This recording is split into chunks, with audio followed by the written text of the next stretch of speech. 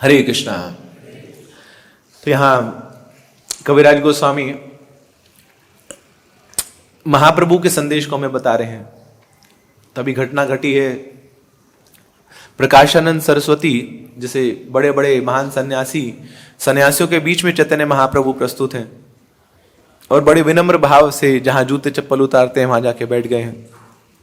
और सारा प्रकरण आपको मालूम होगा। उनसे पूछा जाता है कि आप ये नगर नगर गांव गांव में गली गली कूचे कूचे में हरि नाम क्यों करते रहते हैं? आप तो सन्यासी हैं और सन्यासी का कार्य क्या होता है?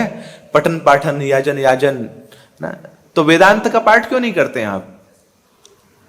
तो महाप्रभु ने बोला कि मेरे गुरु ने बोला है, गुरु मोहे मूर्ख देखी करीला शासन। मुझे गुरु जी ने बोला है कि तुम और कुछ कर नहीं कर सकते, यू आर फूल नंबर 1, तो तुम बस हरि नाम ही करो।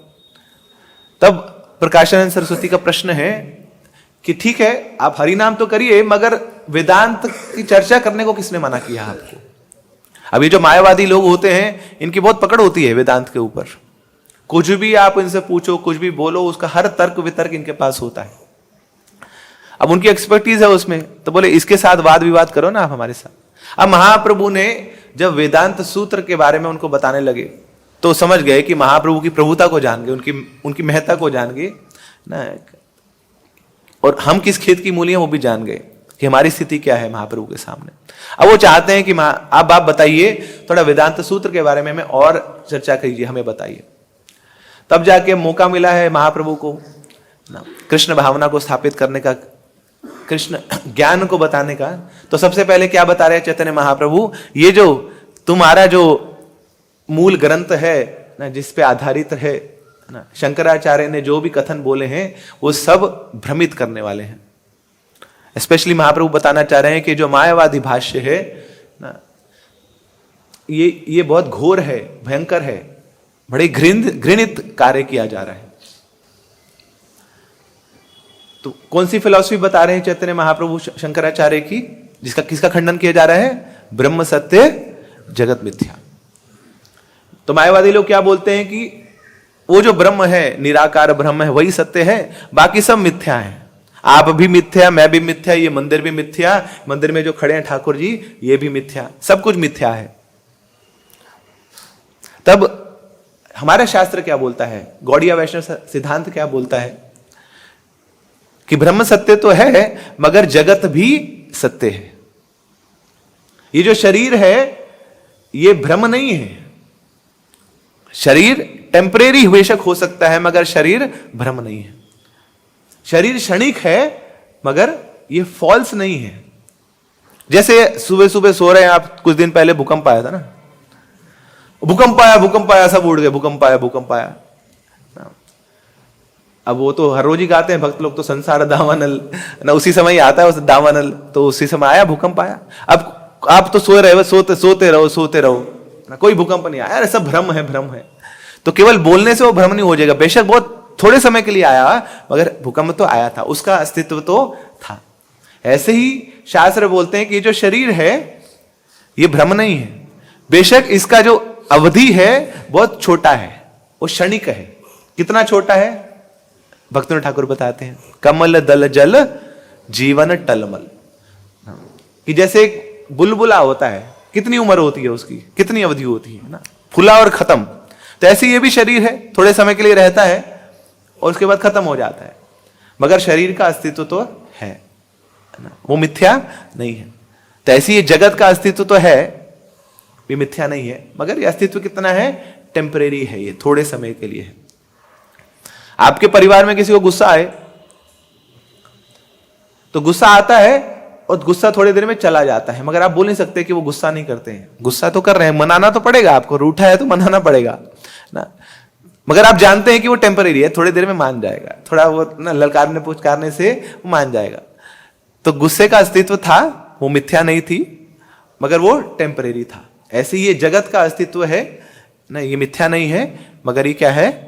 टेम्परेरी है। तो ब्रह्म भी सत्य है और जगत भी मिथ्या है। अब किसी ने मर्डर कर दिया, कोर्ट में पेशी हो रही है, जज सामने है, जज ने पूछा कि क्यों मारा तुमने? बोले मैंने तो शरीर को मारा और शरीर तो भ्रम है, मैंने तो बस भ्रम को खत्म किया। तो जज भी बोलता, बोले अब तेरा भ्रम खत्म करते हैं हम, जेल में चल तू, अब तेरा भ्रम खत्म होगा, है ना। वो शरीर सत्य था, वो शरीर सच था, वो मिथ्या नहीं थी, मगर उसका टेम्परेरीनेस है, उसका अस्थाई है वो। तो ब्रह्म भी सत्य है और ये जगत भी सत्य है, ये वैदिक ज्ञान है। अब प्रश्न है कि ये सिद्धांत आया कहां से? शंकराचार्य ने जो बोला है, आदि शंकराचार्य ने, कि ब्रह्म सत्य है, जगत मिथ्या है, तो बहुत सारे आचार्यों का मानना है, रामानुजाचार्य, निम्बार्काचार्य, मध्वाचार्य, वल्लभाचार्य, इवन चैतन्य महाप्रभु ने भी बताया है कि ये जो सिद्धांत है, ये शंकराचार्य ने जो दिया है, ब्रह्म सत्य जगत मिथ्या, ये उनकी मनोकल्पना है, खुद से ही काल्पनिक रूप से उन्होंने इसकी चर्चा करी है। कोई ऐसा नहीं कि वेदांत में इसका वर्णन आता है। कुछ लोग बोलते हैं कि उनकी जो प्रमुख पुस्तक है ना, विवेक चूड़ामणि, इसमें इसका वर्णन है, मगर उन्होंने एक दूसरी पुस्तक लिखी है जिसका नाम है ब्रह्म ज्ञानावली माला। उस पुस्तक के 20वें श्लोक में इसका वर्णन आता है। उन्होंने अपनी पुस्तक में लिखा, उनकी कल्पना है ना, कि ब्रह्म सत्य जगत मिथ्या। तो वो श्लोक में है यहां पर, ब्रह्म सत्य जगत मिथ्या जीवो ब्रह्मैव नापरा।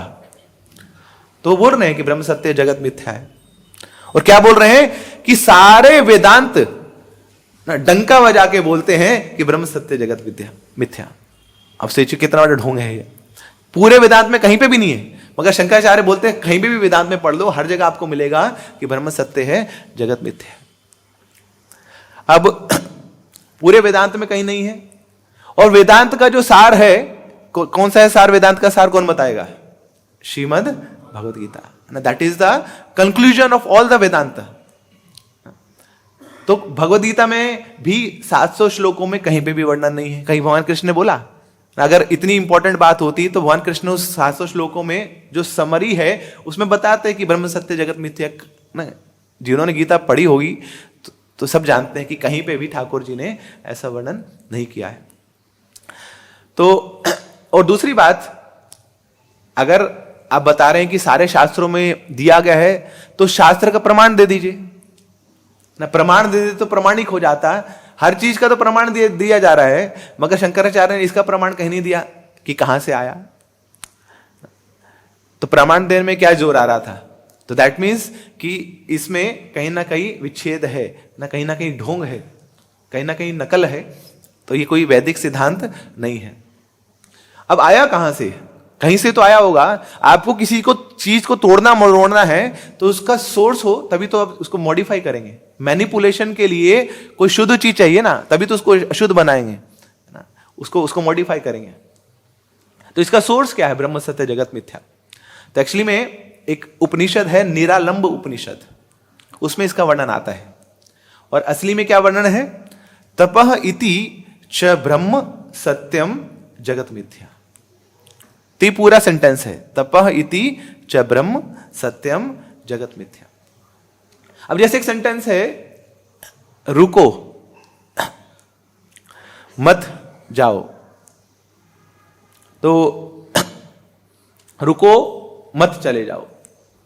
अब इसको ऐसे भी पढ़ सकता है, रुको मत चले जाओ। अब जो प्रेमी व्यक्ति हैं, दो प्रेमी हैं, आपस में क्या बोलेंगे? बोले रुको ना, थोड़ा तो रुको, मत चले जाओ, अभी मत जाओ आप। और द्वेषी व्यक्ति वो क्या बोलेगा? बोले रुको मत, निकल तू, बाहर निकल यहां से। एक ही लाइन है, अलग अलग रूप से उसको बोलने का ढंग है। ऐसे ही अब यहां पे वर्णन है कि तपः इति च ब्रह्म सत्यम जगत मिथ्या। कि यहां बताया जा रहा है कि अगर कोई तप करना चाहता है तो किसके लिए करिए? ये ब्रह्म के लिए, भगवान के लिए ही तप कीजिए, वही सत्य है।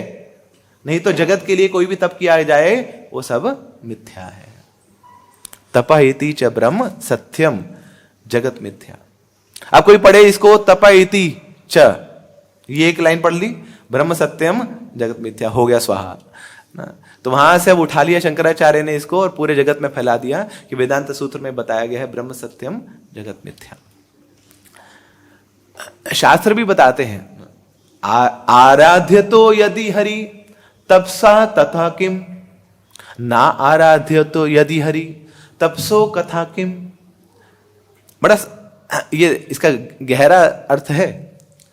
आराध्य तो यदि हरि, अगर कोई भक्त है और हरि की आराधना करता है तो तपसो तथा कि वो तपस्या कर रहा है, व्रत आदि कर रहा है, उसका लाभ ही क्या है? अरे हरि की आराधना कर ली, उसके बाद व्रत आदि बचाई क्या उसके पास? शास्त्र तो ये बोलता है कि जो हरि का भजन कर रहा है, हरि का नाम ले रहा है, पिछले जन्मों में पता नहीं कितने ही वो तप आदि, व्रत आदि, वेद पाठ आदि कर चुका है। अहो बतश्य स्वपचतो गरीयान यत जीवाग्रे वर्तते नाम तुभ्यम ते पुस्ततो तु जुहू शश्नुनार्य ब्रह्मानुचूर नाम गृणन्ति ये ते। शास्त्र तो ये बोलता है कि अगर एक व्यक्ति का जन्म गाय खाने वाले परिवार में क्यों ना हो, कुत्ता खाने वाले परिवार में क्यों ना हो गया हो, बहुत ही घृणित कार्य करने वाले परिवार में एक व्यक्ति का जन्म हो गया हो, मगर अगर उसके कंठ से हरि का नाम निकल जाए तो उस व्यक्ति की आरती उतारो। वो पूजनीय व्यक्ति है, क्योंकि पिछले जन्म में वो पता नहीं कितने ही वैदिक अनुष्ठान, कितने ही व्रत तप आदि कर चुका है, तब जाके तो इस जन्म में हरि का नाम ले पा रहा हो। तो आराध्य तो यदि हरि तपसो ततहिं, कि जो हरि की आराधना करता है उसको व्रत तप आदि करने की आवश्यकता है ही नहीं। और फिर ना आराध्य तो यदि हरि तपसो तथा, और जो हरि की आराधना नहीं कर रहा वो व्रत तप आदि करने का उसका लाभ नहीं, क्योंकि व्रत तप आदि करके भी क्या उखाड़ लेगा? हरि की आराधना नहीं कर रहा, हरि का भजन नहीं कर रहा, तो बस वो तपस्या कर रहा है, तो श्रम एव ही केवलम, वो केवल that is only hard labour, उसके व्रत तप का कोई फल फायदा है ही नहीं। कितने लोग तपस्या करते हैं ना, ये व्रत करते हैं, वो व्रत करते हैं ना, बड़ी सारी देवियों की आराधना करते हैं, नवरात्र का व्रत रखते हैं, कोई लाभ नहीं उसका जब तक उसके साथ हरि का भजन ना किया जाए। तो इस प्रकार तपसा इति च ब्रह्म सत्यम, कि अगर कोई तप करे भगवान के लिए वही सत्य है, और जगत के लिए कोई तपस्या करता है वो मिथ्या है। तो इस प्रकार ये निरांबर उपनिषद में वर्णन है। और फिर शंकराचार्य ने यहां से केवल वो सेंटेंस उठाया, ब्रह्म सत्य जगत मिथ्या। तो इस प्रकार ये सोर्स को मॉडिफाई कर दिया शंकराचार्य। अब देखिए, शंकराचार्य कोई और नहीं है, कोई साधारण व्यक्ति नहीं है।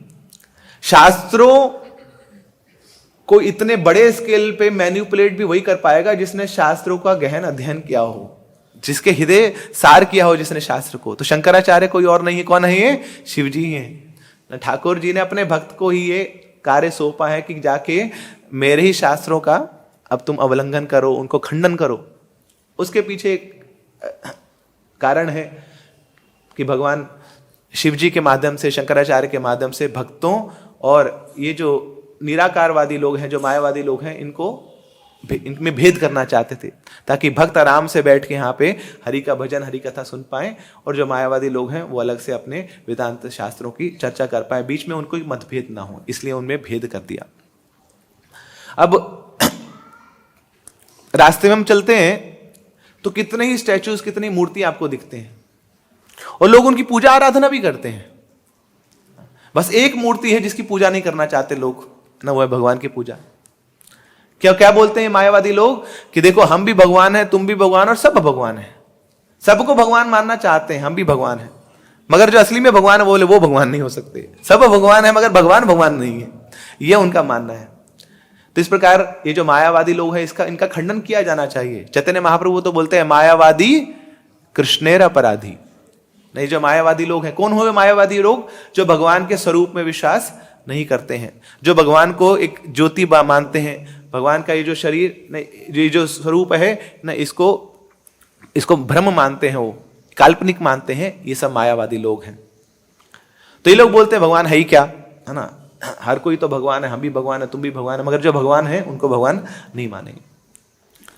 और रास्ते में जितनी भी मूर्तियां हैं ना, उनको ये लोग पूजा करेंगे। उनकी दशा क्या है ना, ये जो जितने चील कौए आके ना वहीं पे आके पोटियां करते हैं, अपनी बीट मारते रहते हैं उनके ऊपर, पूरे साल भर ये चलता है उनके साथ, नहीं इतनी गंदगी होती है। फिर एक दिन उनका जब जन्म दिवस होता है तो म्युनिसिपालिटी वाले आएंगे, फिर सफाई करेंगे, झाड़ू झूड़ू मारेंगे, उनका सफाई कर देंगे, माला पहना देंगे ना। और झाड़ू भी कौन सी? अभी जो नाली में मारी थी तो वही झाड़ू मार के वहां पे चले जाएंगे ना। और फिर ये जो फोटो खींची जाएगी, पॉलिटिशियंस आएंगे वहां पे, उनके ऊपर फूल माला चढ़ाएंगे और फोटो खींची जाएगी, फोटो न्यूज़पेपर में आएगी, और फिर वही न्यूज़पेपर में लोग अपने घर का कूड़ा उठा के फेंकेंगे। तो ये हाल होता है उनका।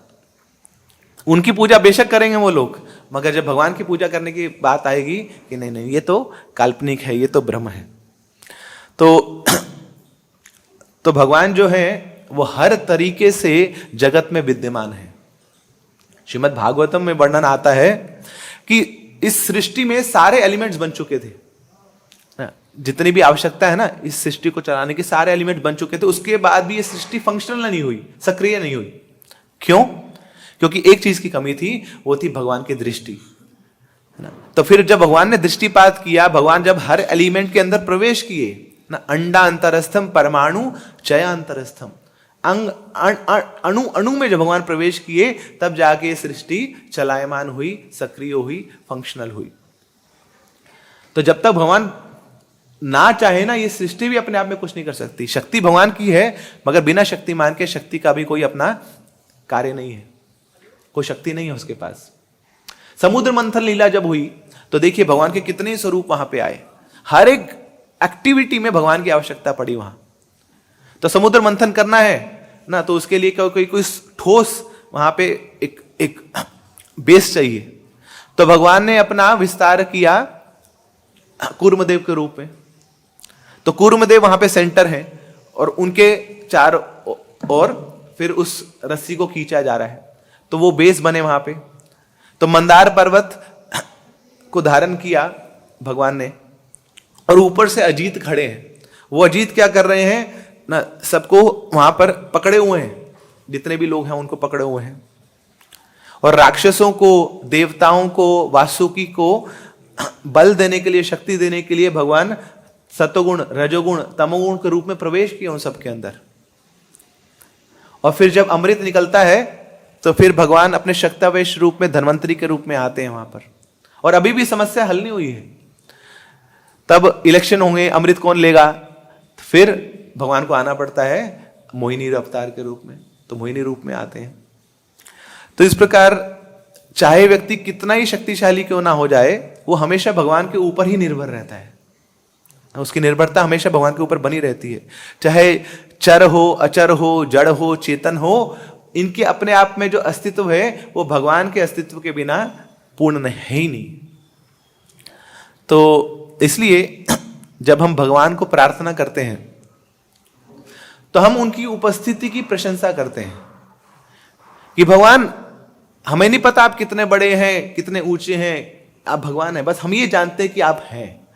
आपका होना ही अपने आप में इतना मंगलदायी है, इतना पूर्ण है। तो हमारी प्रार्थनाओं में भगवान के प्रति कृतज्ञता होनी चाहिए, कृतज्ञता की भेंट हमेशा अर्पित होनी चाहिए।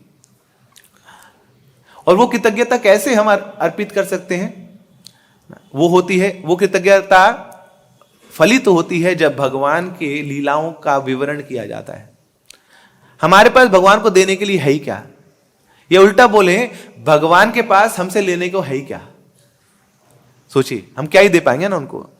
जो कुछ हमारे पास है, पहली बात तो उन्हीं का ही है, और जो कुछ हमारे पास है ऐसा नहीं है कि उनके पास नहीं है ना। वो तो षड ऐश्वर्य पूर्ण है, ऐश्वर्य से समाग्र से वीर्य से यशसाशिहा, वो सारे ऐश्वर्य में पूर्ण है। तो हम ऐसे ही क्या ही दे देंगे उनको, क्यों बड़े खुश हो जाएं। मगर एक चीज जरूर दे सकते हैं उनको कि हाँ, उनके यश का गान ना, उनके वीर गान कर सकते हैं, ताकि हमारे हृदयों को संतुष्टि मिले।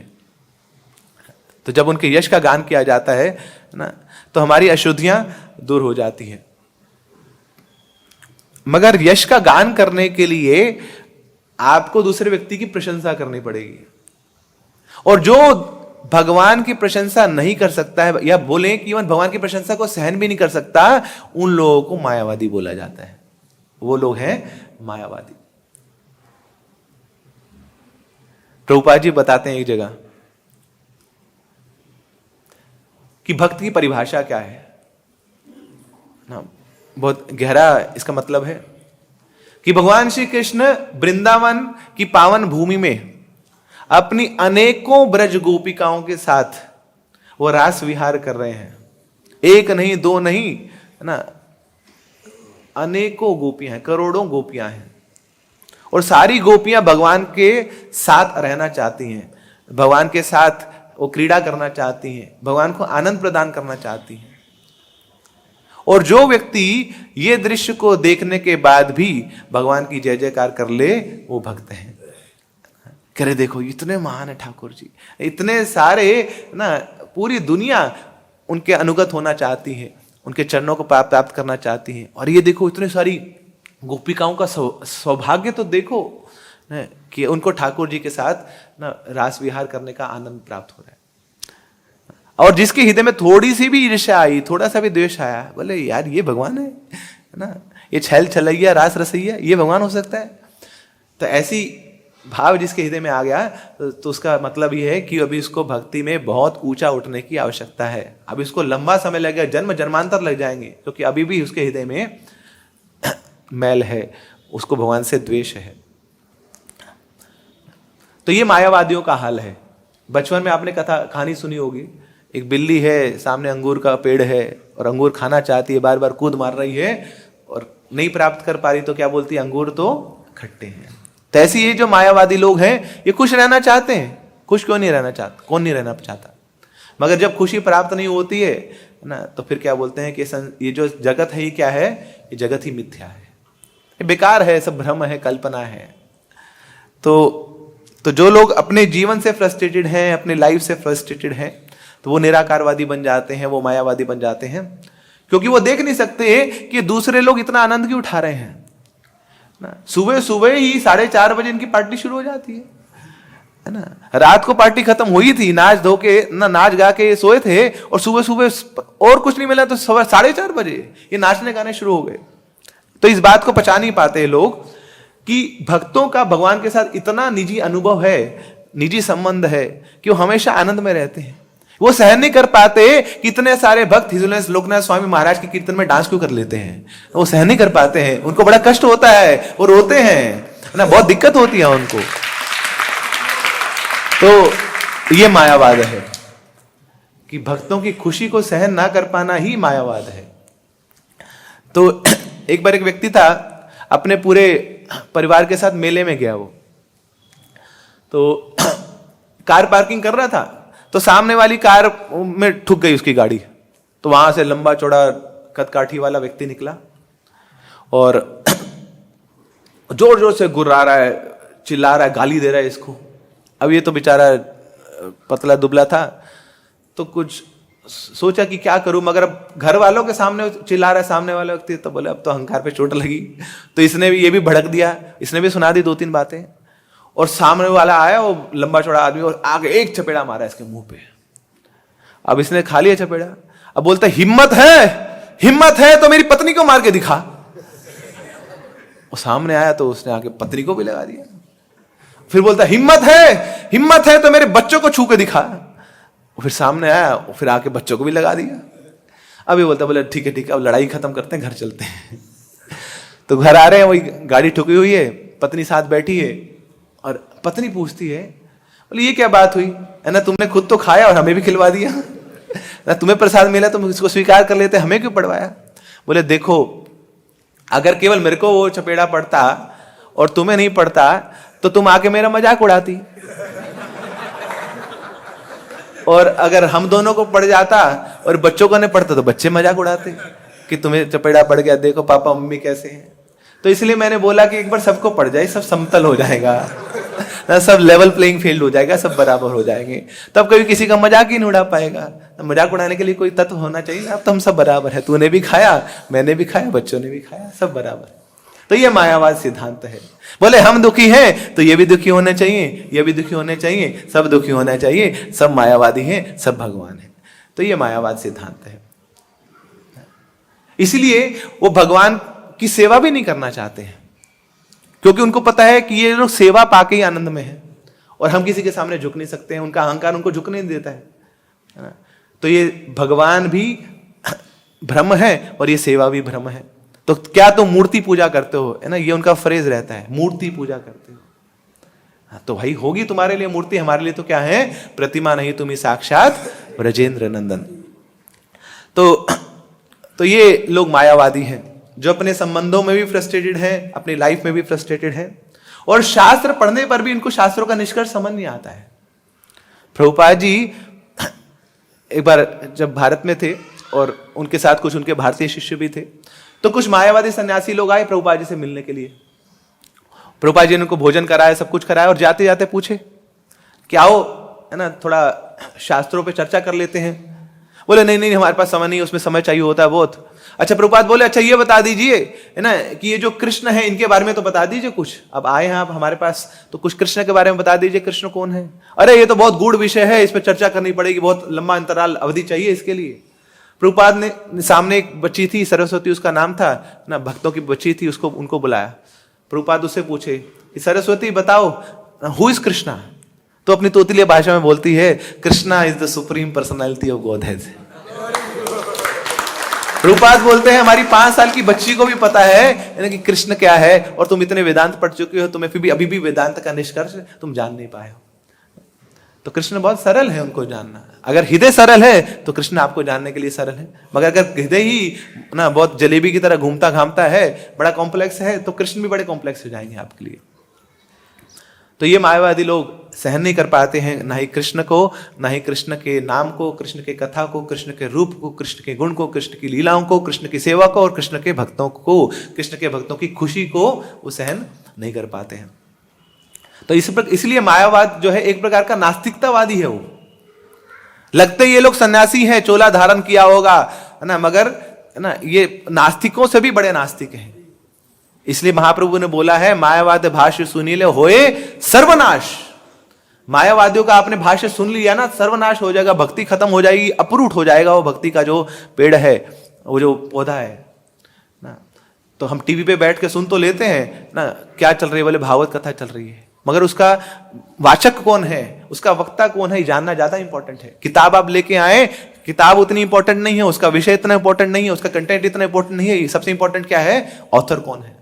सबसे पहले ऑथर देखिए ना, वो प्रामाणिक है कि नहीं, उसके बाद उस किताब को देखिए। विषय हो सकता है बड़ा ही आकर्षक हो, मगर उसके अंदर हो सकता है जहर घोल के दिया हो आपको।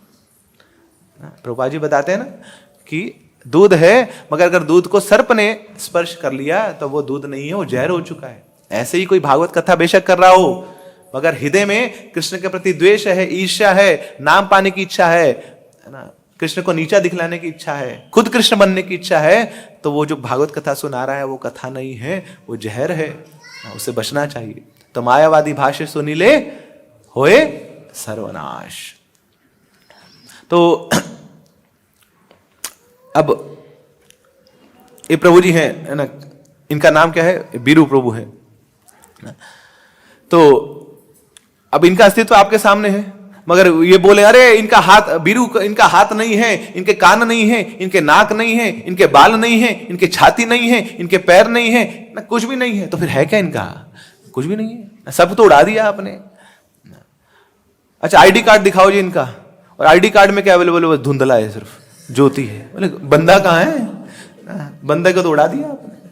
तो ये मायावादी का सिद्धांत है कि जिसने सब कुछ बनाया ना, जो सर्व कारण है ना, उन्हीं का ना अस्तित्व उड़ा दिया।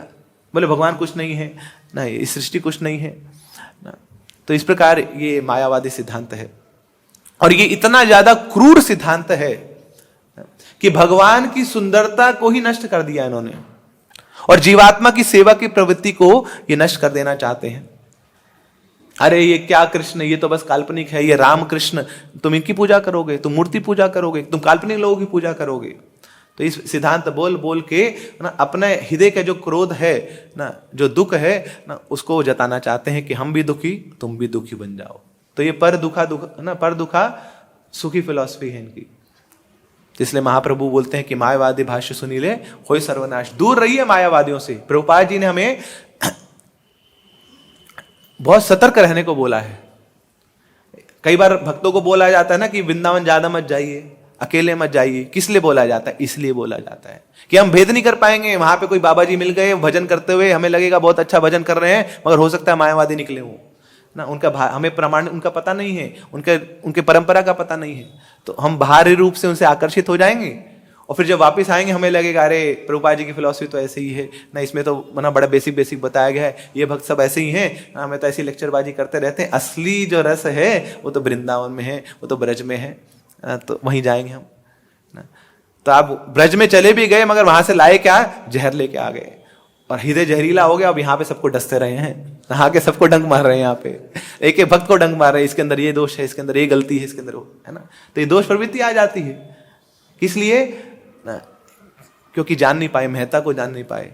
हमारा जो इतना बड़ा गौड़ीय वैष्णव संप्रदाय की जो महत्ता है उसको स्वीकार नहीं कर पाए, भटक गए।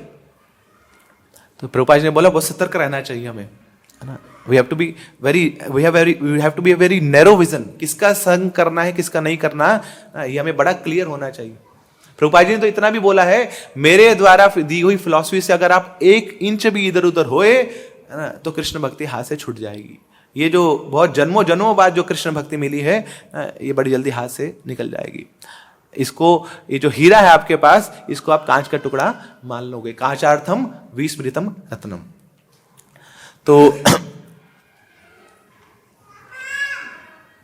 तो मायावादी चाहते हैं कि उनको भी थप्पड़ पड़ा है और हमें भी थप्पड़ खिलाना चाहते हैं वो। तो मायावादी बहुत क्रूर सिद्धांत है इनका। बाकी जो लोग हैं ना, भोगी कर्मी लोग, इनसे ज्यादा डर नहीं है। डर है फिर भी, माया इनके अंदर भी प्रवेश की है, मगर मायावादियों के अंदर जो माया प्रवेश है ना, उसका रूप बहुत भयानक है। जैसे एक बड़ा सुंदर एग्जाम्पल है ना, इसको समझेंगे तो हम जान पाएंगे कितने खतरनाक है मायावादी लोग। आपके घर में चूहा घुस जाए और आपका जो सामान है वो खाने लग जाए, तो प्रॉब्लम है, समस्या है। नहीं, उसका आपको सुधार करना चाहिए। मगर आपके घर में एक आतंकवादी घुस जाए और आपके पूरे घर का कंट्रोल ले ले, तो ये तो बहुत बड़ी समस्या है।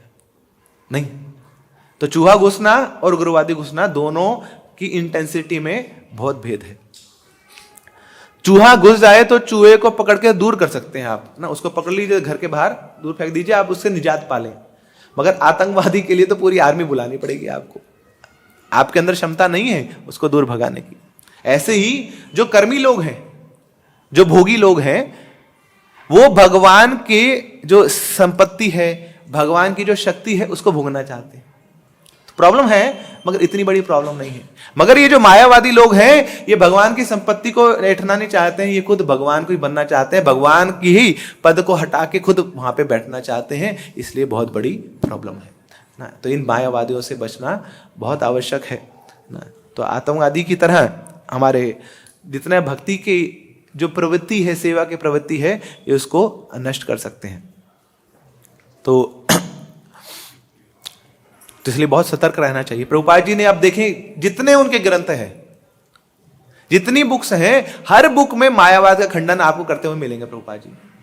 और आपको कभी बार लगता भी होगा इतना भी क्या, मतलब ऐसा भी क्या कि प्रभुपाद जी एक ही व्यक्ति के बारे में हर बार बोल रहे हैं, एक ही मायावादियों के बारे में इतना कुछ बोल रहे हैं। क्योंकि प्रभुपाद जी जानते हैं कि अगर थोड़ा सा भी संपर्क हो गया इन मायावादियों से तो सर्वनाश हो जाएगा। एक बार ऐसे ही प्रभुपाद जी 26 सेकेंड एवेन्यू में वहां पे लेक्चर दे रहे थे। अब बेचारे नए नए ज्वाइनियर आए थे, सब वेस्टर्नर थे, और प्रभुपाद जी वहां पे बोल रहे थे कि मायावादी ऐसे होते हैं, मायावादी वैसे होते हैं। ये खूब जी भर के प्रभुपाद जी ने खंडन किया मायावादियों का। अब बाद में वो तो बेचारे नए लोग हैं, उनको पता नहीं लगे, समझ नहीं आ रहे, तो उनको लगा कि मायावादी कोई ऐसा व्यक्ति है जिसने प्रभुपाद जी को बहुत बाधा दी है, बहुत कष्ट दिए हैं। और लेक्चर के बाद प्रभुपाद जी से बोलते हैं, बोले स्वामी जी आप हमें बताओ ये मायावादी रहता कहाँ है, घर जाके उसका बंटाधार करेंगे हम। तो प्रभुपाद जी अब उनको क्या ही बताए, बोले मायावादी कोई और नहीं है, ये जो मायावाद है ये हमारे हृदय में घर किया हुआ एक सिद्धांत ही है। मायावादी कोई ऐसे व्यक्ति नहीं है। मायावादी वो लोग नहीं है कि जो मंच पे बैठ के जोर जोर से बोलते हैं कि भगवान नहीं है, न भगवान निराकार है, न भगवान ब्रह्म ज्योति है, भगवान ये काल्पनिक है, ये तो मूर्ति है। ये मायावाद हमारे निज रूप में हमारे हृदयों में भी प्रवेश किया हुआ है। भगवान हमारे साथ जो नित्य रूप में जो कार्य करते हैं, हमारे जीवन में जो घटना घटित होती हैं, उनको स्वीकार ना करना भी ये मायावाद है। भगवान के प्लान को स्वीकार ना करना भी मायावाद है। जो चीजें मेरे जीवन में मेरे अनुकूल नहीं हो रही हैं, उसको हंसते हंसते स्वीकार करना और उसके बाद भी भगवान की जय जयकार कर पाना, ये भक्ति है। और अगर उन प्रतिकूल परिस्थितियों में हमारे हृदय में भगवान के प्रति क्रोध आ गया, ईर्ष्या आ गई, द्वेष आ गया, तो वो मायावाद है। तो भगवान के भक्त हर स्थिति को, हर परिस्थिति को, हर व्यक्ति को भगवान की कृपा ही मानते हैं, इसलिए उनके लिए छोड़ने योग्य कुछ है नहीं। जो धन भी है ना, वो मायावादियों के लिए बोलते हैं माया है, मगर भगवान के भक्तों के लिए वो धन भी क्या है ना, वो भगवान की सेवा में उपयोग करने वाली एक बड़ी सुंदर वस्तु है। प्रभुपाद जी हम अमेरिका में थे और प्रभुपाद जी अपना प्लान बना रहे थे, हम यहां भी मंदिर बनाएंगे, यहां भी बनाएंगे। तो किसी को लगा रहे कुछ बड़ा ही कारोबार करना चाहते हैं स्वामी जी, MBA किया ना उन्हें, हर जगह अपनी ब्रांच खोलना चाहते हैं, हर जगह ISKCON होना चाहिए। अब थोड़ा द्वेषी व्यक्ति था, उसने पूछ लिया, बोले स्वामी जी आप इतने पैसों का करेंगे क्या ना, कि यहां भी ब्रांच खोल देंगे, यहां भी ब्रांच खोल देंगे, खूब पैसा आएगा, इन पैसों का करेंगे क्या? प्रभुपाद जी बोलते हैं ना, हमें अगर पूरे विश्व का पैसा भी मिल जाए ना, हम वो भी भगवान की सेवा में लगा दें, मगर ये लोग दे तो सही पहले, कोई देना नहीं चाहता है।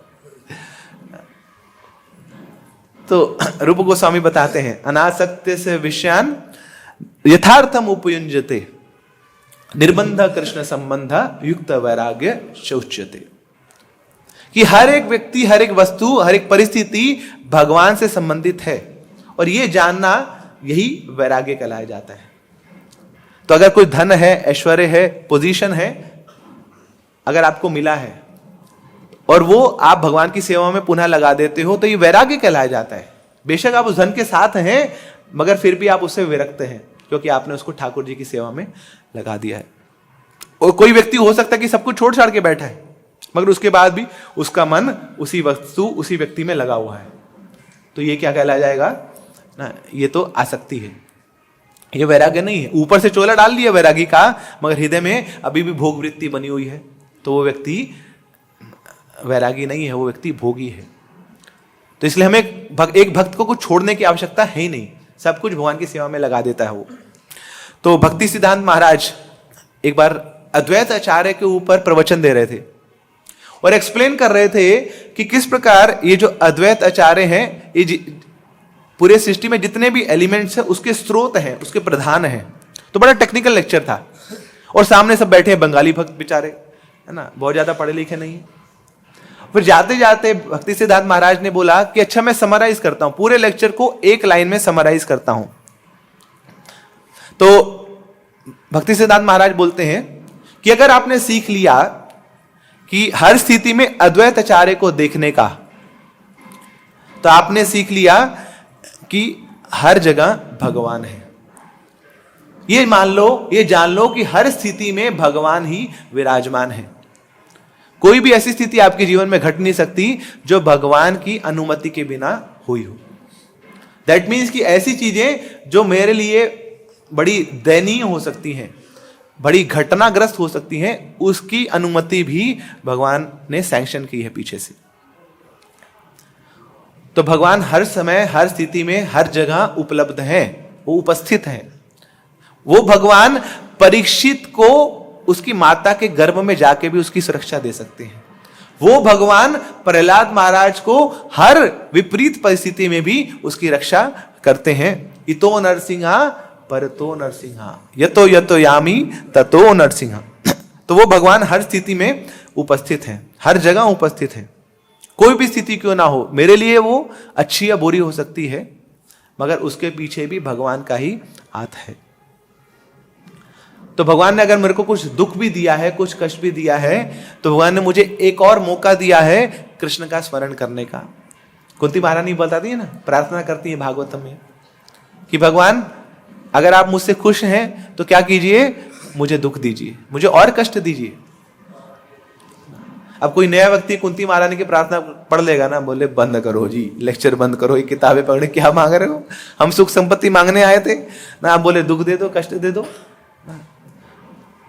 दुख दरिद्र घर आवे ना, कष्ट बढ़े तन का, ये कौन सा ज्यादा ही अलग हो ना, ऐसी प्रार्थना है। हाँ, कुंती महारानी की ही प्रार्थनाएं हैं ना। विपदा संतुता शाश्वत तत्र तत्र जगत गुरु भवतो दर्शनम यस्या ना पुनर्भव दर्शनम। अरे प्रभु, आप मेरे जीवन में कष्ट दो, क्योंकि कष्ट आएगा तो आपका स्मरण होगा, आपका वो सुंदर मुखमंडल का दर्शन होगा, और जिसने आपका दर्शन कर लिया फिर उसको माया का दर्शन नहीं करना पड़ेगा। तो आप मेरे जीवन में कष्ट बना के रखिए। तो ऐसा व्यक्ति, ऐसा भक्त हर स्थिति में, हर परिस्थिति में भगवान का दर्शन कर पाएगा। तो बट इट इज, ये जो बोलना बड़ा आसान है, इसको जीवन में अपनाना उतना ही मुश्किल है। सोचिए आप जा रहे हैं ना, फ्लाइट पकड़नी है आपको, फ्लाइट पकड़ ली जैसे तैसे आपने, ओ भगवान की कृपा है, थैंक यू भगवान, ना थोड़ा ये डिले हो गया फ्लाइट में, कोई वीआईपी आ रहा था उसके कारण फ्लाइट डिले होगी, आपकी एंट्री हो गई। अब फ्लाइट तो मिल गई आपको, अब आप जब उतरे तो वहां पे बैग का इंतजार कर रहे हैं, है ना, तो सबके बैग आ गए, आप वहां पे हरी बोल कर रहे हैं ना, बैग आ ही नहीं रहा। तब एयरलाइन से पता लगता है, बोले बैग आपका ना वही दिल्ली में रह गया है, तो भाई 2-3 दिन लगेगा आपको बैग में, वहां पर पूरी ना उसकी शिनाख्त होगी, फिर आज आएगा आपके होटल में, आपके घर में पहुंचा देंगे हम ना, मगर 3 दिन बाद आएगा। अब सोचिए वो 3 दिन में किसका स्मरण होगा, भूलेंगे नहीं बैग को, बार बार फोन लगाते रहिए, बैग है कि बैग, कृष्ण का स्मरण होगा। तब विपरीत परिस्थिति आई, तुरंत कृष्ण का विस्मरण होता है, वहां पर भूल जाते हैं कृष्ण को। थोड़ी सी चोट लगी ना, नाखून के यहीं पे हल्का सा थोड़ा आपने गलत काट लिया उसको, बार बार वही सोचते रहेंगे, देखते रहेंगे, क्रीम लगाते रहेंगे, कुछ ना कुछ करते रहेंगे, माला करते करते भी वो नाखून का स्मरण होगा, बार बार वही छुआ जाएगा हाथ ना। तो छोटी सी भी विपरीत परिस्थिति आती है, कृष्ण को का भुलावा हो जाता है उस समय। ऐसा क्यों? क्योंकि हम लोग हैबिचुएटेड नहीं हैं कृष्ण का स्मरण करने के लिए। We are not accustomed to remember Krishna always. Krishna का विस्मरण बहुत हमारे लिए स्वाभाविक हो जाता है, मगर कृष्ण का स्मरण उतना ही कठिन हो जाता है। कुछ शरीर में रोग आए तो उसमें किसकी याद आती है? डॉक्टर की याद आती है, घर वालों की याद आती है, कृष्ण की याद आती है? बताइए ना। कृष्ण तो सबसे लास्ट हमारे प्रायोरिटी हो जाते हैं उसमें, बोले कर लेंगे, माला तो हो जाएगी ना। बताया है एक दिन माला ना तो अगले दिन कर लेना, अगर कुछ ऐसे अर्जेंसी आए तो माला ना होना ही कोई बड़ी बात नहीं है, मेरा रोग जल्दी से ठीक होना चाहिए, ये ज्यादा इंपॉर्टेंट है। तो ये लक्षण हमें समय समय पर चेक करना चाहिए, क्योंकि ये मायावाद है कि हम भी कहीं हमारे हृदय में भी मायावाद तो नहीं फैल रहा ना। ऊपर से तो हम भक्त कहलाते हैं, मगर हृदय में कहीं ये मायावाद का जो वायरस है वो फैल तो नहीं रहा। इसलिए भगवान से हमें ये नहीं मांगना चाहिए ना कि मैं ये चाहता हूं, हमें ये भगवान से प्रार्थना करनी चाहिए कि भगवान मैं आपको क्या दे सकता हूं, और आपको कुछ ऐसा चाहिए नहीं तो कुछ भाव तो मैं ऐसा दे दूं ताकि आपको मैं कुछ प्रसन्नता दे पाऊं, आपके हृदय में संतुष्टि दे पाऊं। तो अगर कृष्ण चाहते हैं कि मैं पेड़ के नीचे रहूं तो महल में मेरी आसक्ति नहीं होनी चाहिए, और अगर कृष्ण चाहते हैं मैं महल में रहूं तो फिर पेड़ में मेरी आसक्ति नहीं होनी चाहिए। क्यों? क्योंकि जो कृष्ण का प्लान है वही मेरा प्लान होना चाहिए। श्रीपाद माधवेंद्र पुरी हमारे संप्रदाय के परम चूड़ामणि हैं ना, बहुत प्रमुख आचार्य हैं। वो जो भक्ति की जो कली है ना, पहली कली, प्रेम की पहली कली, वो है श्रीपाद माधवेंद्र पुरी। इतने विरक्त थे वो, उनको बताया जाता कि वो अजगर वृत्ति के थे। अजगर होता ना, एक जगह बैठा रहता है, इधर उधर जाएगा नहीं, सामने आएगा ठप, कोई सामने आएगा तभी इसको स्वीकार करेंगे, वो इधर उधर नहीं जाएगा अजगर। तो ऐसी माधवेंद्र पुरी पाद ना बैठे हैं एक जगह, गोवर्धन की तलहटी पर वृक्ष के नीचे बैठे हैं। कोई उनको आके भोजन दे दे तो खाएंगे, नहीं तो भूखा रह जाएंगे। क्यों? हरि नाम तो है ही ना, तो कीर्तनीय सदाहरी, उसमें आनंद लूटते थे वो। हाँ, शरीर को मेंटेन के लिए कुछ भोजन चाहिए, कोई आके दे देगा तो उसको स्वीकार कर लेंगे।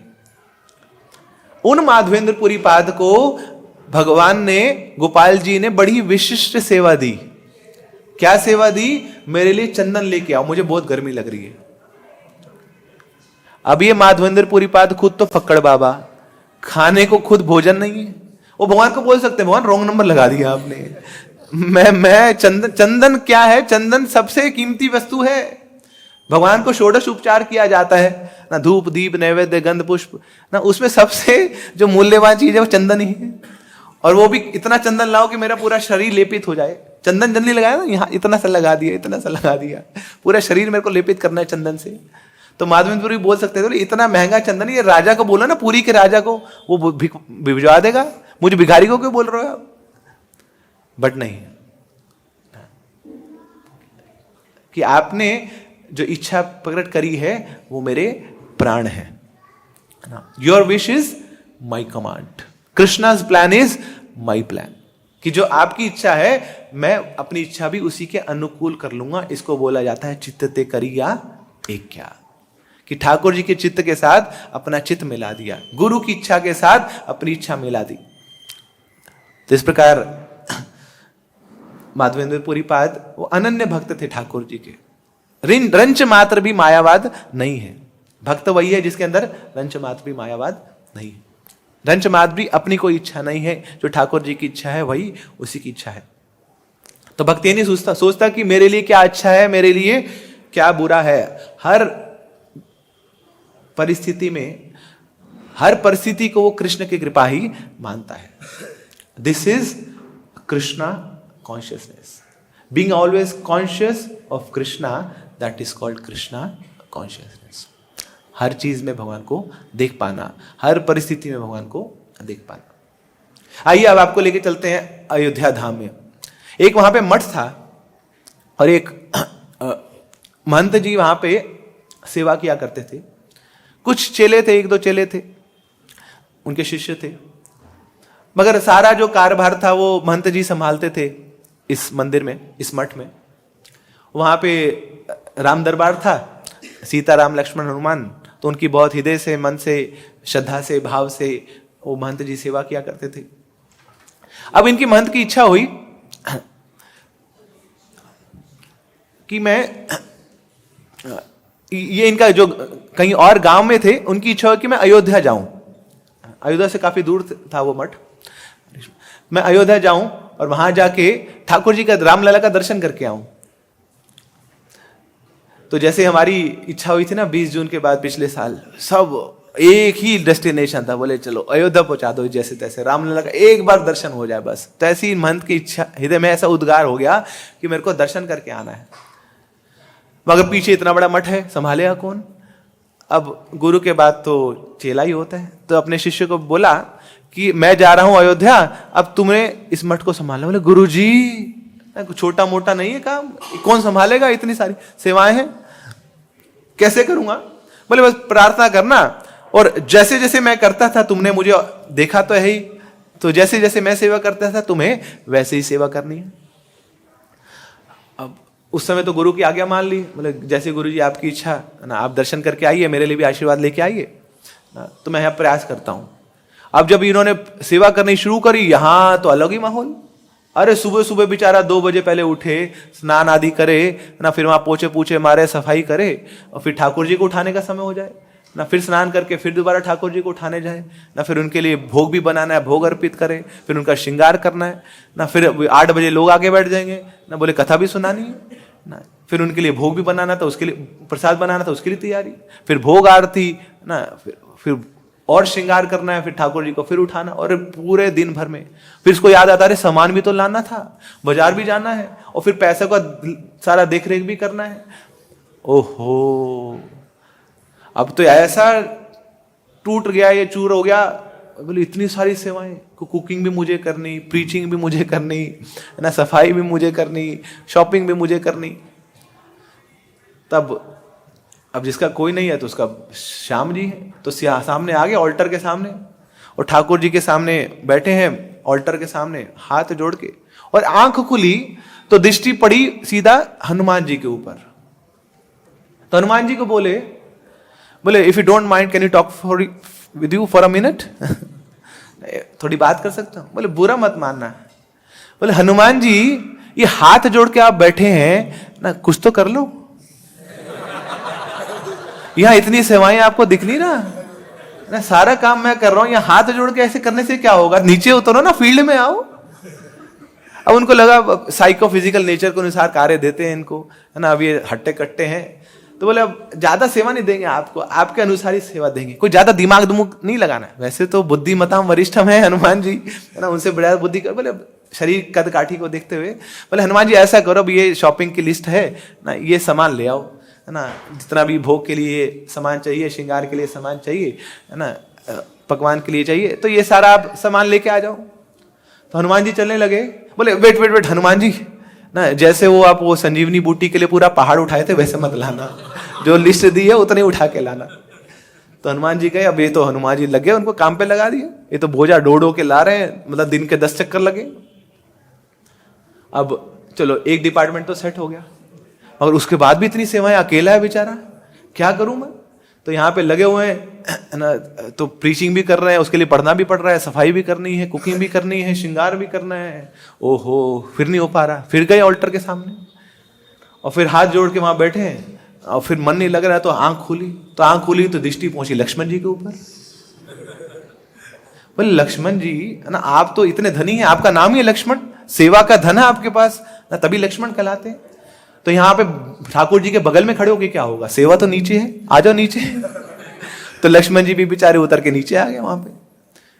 बोले बताइए जी क्या सेवा है। बोले आप तो अनंत शेष हैं ना, आपके मुख से तो ऐसी वहां की कथा निकलती है, ओहो ना, अनंत काल से ना आप ठाकुर जी के अनंत रूपों का, अनंत कथाओं का गान कर रहे हैं, अभी शेष नहीं हो पाई तो कुछ नहीं, व्यासासन खा लिए, आके बैठ जाइए। बोले जो आ गया।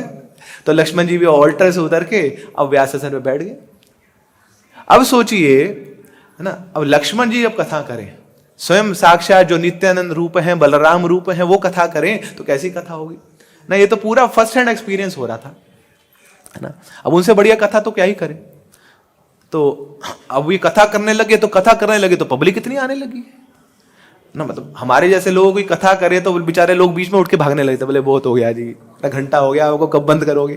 मगर लक्ष्मण जी कथा करे तो कहाँ से, गांवों से लोग आ रहे हैं, अरे क्या आनंदमय रसमय कथा है, साक्षात ना बलराम जी के मुख से आज कथा सुनने को मिल रही है ठाकुर जी की लीलाओं की, है ना। तो ऐसी कथा सुना रहे हैं तो लोग ऐसे झमघट लग रहा, वहां पे पूरा हाउसफुल, बाहर लाइनें लगने लगी। अब ये भाई साहब सोच रहे, बोले गलत बिठा दिया इनको, मुझे तो लगा सेवा कम होगी, तो सेवा बढ़ गई। बोले भोग प्रसाद कौन बनाएगा इनका ना। तो वो तो लगे वहां पे चपातियां बना रहे हैं, पूड़ियां तल रहे हैं, वहां पे सब्जियां बना रहे हैं, वहां तो घंटा किचन में चल रहे हैं। तो इनको बोलना पड़ेगा ठाकुर जी अब यही कपड़े पहने रखो आप, है ना। अब अपने भक्तों को देख देख के उन्हीं को निहारो, अपने कपड़े मत देखो, इन्हीं के कपड़े देखो आप, है ना। आपको श्रृंगार करूं या पोछा मारूं या यहाँ पे भोजन पकाऊं ना, तो वहां तो घंटों वहां लगने लगे। अब हनुमान जी की भी सेवा बढ़ गई। बोले तूने तो बोला था कुछ 1-2 बार जाना है, नहीं तो तू मेरे को मार्केट में ज्यादा रख रहा है, मंदिर में कम आ रहा हूँ। अच्छा वाला बैठा था, तेरे को कष्ट हो रहा था वहां पे। तो हनुमान जी ले लेके ढोले ले लेके वहां पे झोले ले लेके आ रहे हैं, सामान लाई जा रहे हैं, ये बेचारा किचन में लगा हुआ है। अब अगले दिन फिर थक हार के चूर के फिर ऑल्टर के सामने आता है ना, और आंखें बंद करके बहुत धीरे से प्रार्थना कर रहा है, ठाकुर जी इतना सारे लोग आ रहे हैं, मैं कैसे संभालूं इनको। और फिर आंख खुलती है तो सीता मैया के ऊपर नजर पड़ती है। सीता मैया उसके बोलने से पहले ही बोलती, मैं आ रही हूं नीचे। बोले आ रही हूं मैं, तू इतना कष्ट को ले रहा बोलने का, तो बताइए क्या सेवा मेरे लिए। बोले भैया आप तो मैया हैं, अन्नपूर्णा है, आप जाइए किचन में।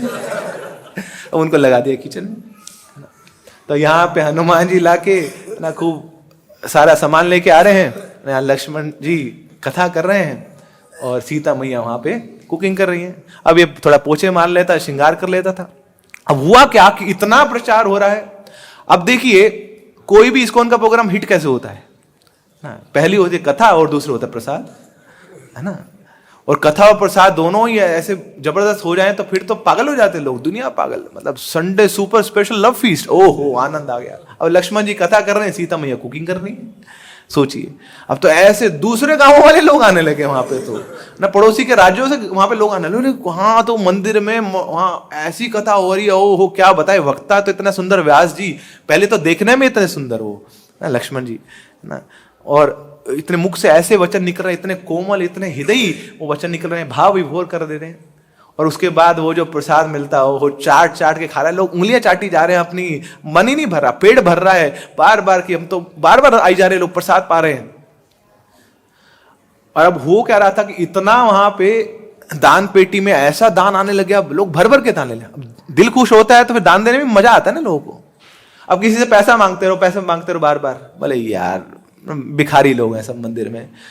अब उनको आप बस कथा सुनाओ और प्रसाद खिलाओ और पूरा झोली खाली करके जाएंगे वहां पे। बोले लो जी, और कुछ चाहिए तो बता देना, ना ब्लैंक चेक दे के जाते हैं आपको, जितना चाहिए आप ले लो, कोई इतना खुश है, आप ऐसी सेवा करते रहो ना। तो ये भाव है भक्तों का, उनको कुछ दीजिए आप, ना, वो क्यों नहीं देंगे आपको? सब ठाकुर जी का तो है। उनके अपने आप हृदय में इच्छा होती है, बोले ये सब ठाकुर जी का है। तो हमारा भाव अच्छा हो अगर तो अब इतनी सेवा हो रही है। अब अगले दिन फिर सुबह जाते हैं ठाकुर ऑल्टर में। अब ऑल्टर में तो एक ही बंदा खड़ा है, पूरा ऑल्टर खाली हो चुका वहां पे। अब आंख खोली तो सामने राम जी खड़े हैं वहां पे। अब राम जी को बोलते, बोले आपको अकेले अकेले बोर नहीं लग रहा यार? कोई है तो है नहीं आपके साथ? बोला आपके लिए ज्यादा सेवा नहीं है ना, आपको की भारी भरकम से, आप तो भगवान है ना, त्रिभुवनेश्वर है, त्रिलोकीनाथ है, जगन्नाथ है, आपको कौन सेवा में लगा सकता है? ये तो सब आपके सेवक है। मगर अब देखिए ना, आप खुद ही देखिए, आपका मंदिर है, आपका मठ है ना, यहाँ दान पेटी में इतना दान आता जा रहा है, गिनने को व्यक्ति नहीं है। तो आप ऐसा करो, ये अकाउंट संभालो, है ना, ये पोथियां हैं, ये फाइलें हैं, जब मन करे देख लेना, थोड़ा बहुत आगे पीछे कर लेना। आपकी तो दृष्टि बहुत है ना, अपने एक इंद्रिय से दूसरी इंद्रिय का कार्य कर लेते हो, आपको कुछ नहीं, थोड़ा सा ऑल्टर से उतर जाना, अपने आप की दान पेटी है, थोड़ा अकाउंट्स मेंटेन कर लेना, आप ये कर लेना बस। अब तो भाई साहब ऑल्टर खाली है ना, सीता राम लक्ष्मण हनुमान चारों सेवा में लगे हुए हैं यहाँ पे, और इतना भारी भरकम वहां प्रचार हो रहा है, पूरा मंदिर भरा पड़ा है ना, पूरा मठ भरा पड़ा है। अब काफी दिनों बाद अब वो महंत जी वापिस पहुंचते हैं, रामलला का दर्शन करने के बाद पहुंचे यहां पर। और तब तक तो पूरा नया कंस्ट्रक्शन हो चुका था, नया मंदिर बन चुका था, पूरा आलीशान। अब इतना धन आया, इतना लक्ष्मी आया, और सब ठाकुर जी की सेवा में लगाना है। वहां लाइनें, कतारें लगी पड़ी हैं वहां पर, लोगों की अंदर जाने को प्रवेश नहीं मिल पा रहा, उनको भी प्रवेश नहीं मिल पा रहे। महंत जी, इनका मंदिर था, तो उन्होंने बताया रहे मैं ही महंत हूं। बोले हमारा वो मठ कहाँ गया, हमारा मंदिर कहाँ गया? बोले मठ यही है आपका ना, परिवर्तन हो चुका है, न्यू कंस्ट्रक्शन हो चुका है, न्यू ना, अब देखिए ना, खूब प्रचार हो रहा है। वो तो देखते ही गए, आंखें चौंधिया गई उनकी ना, इतने सारे लोग ना, इतना प्रचार, इतना आलीशान मंदिर। और बड़ी इच्छा हुई, बोले आके सीधा ठाकुर जी को प्रणाम तो करूं। वो प्रणाम वहां पे ठोका, उठ के दर्शन करने, बोले खाली, कोई है नहीं। बोले मंदिर में भगवान है नहीं, पूजा किसकी हो रही, कहां गए? बुलाया अपने शिष्य को, बोले कितना तू ना इतना नालायक आदमी है, तेरे को ठाकुर जी की सेवा करने को बोली, इतना बड़ा मंदिर तूने बना दिया, ठाकुर जी कहाँ है? बोले चिंता मत करो गुरुजी, यही है सब यही है। बोले कहाँ है? बोले वो हनुमान जी वो थोड़े बाहर गए हैं, वो मार्केट गए हैं, सामान लेने गए हैं। बोले हनुमान जी को तूने मार्केट में लगा दी? बोले इतना भारी सामान, इतने सारे लोगों का सामान कौन लेके आएगा? हनुमान जी गए वहां पे। बोले लक्ष्मण को कहाँ भेजा? बोले वो कथा कर रहे हैं ना, लक्ष्मण ही है, बड़ी सुंदर कथा कर रहे हैं, तभी तो देखो इतने लोग आए। बोले मेरी सीता मैया को कहां भेजा? जानकी जी। बोले जानकी जी वहीं किचन में है, उन्हीं के हाथ का तो प्रसाद खा खा के यहाँ पे इतने लोग, इतनी संख्या बढ़ रही है। बोले वो तो सब ठीक है, मेरे प्राणनाथ, मेरे हृदयनाथ, वो रघुकुल चंद्र वो कहां पे है? बोले वो देखो नोट गिन रहे हैं ना, वो वही है। और जब ये सब देखा तो गुरुजी अपने शिष्य के चरणों में गिर गए, आंखें सजल हो गई, और जोर से उसे गले को लगा लिया और बोलते हैं कि अरे मैं तो गया था अयोध्या रामलला का दर्शन करने के लिए, मगर तूने तो यहां बैठे बैठे रामलला को बुला लिया, अपना दर्शन करा दे, उनका दर्शन कर लिया।